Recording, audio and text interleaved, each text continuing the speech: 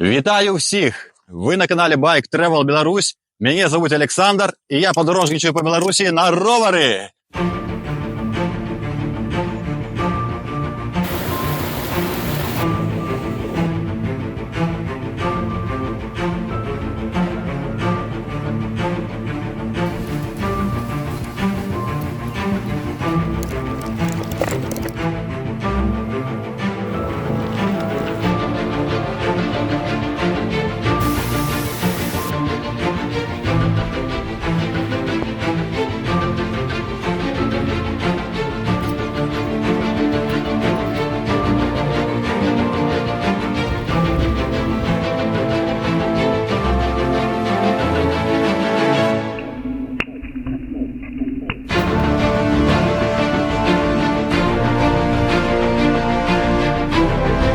Я на озері Кромань, сябри.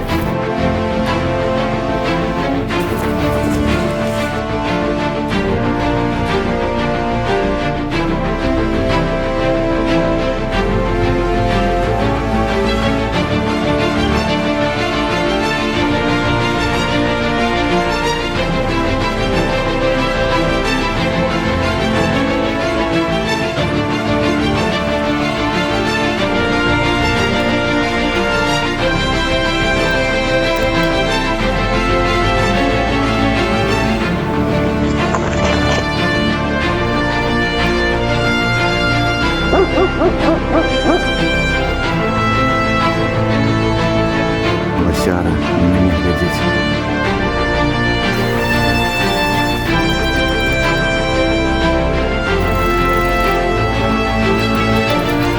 Тут повинна бути дорога, сябри.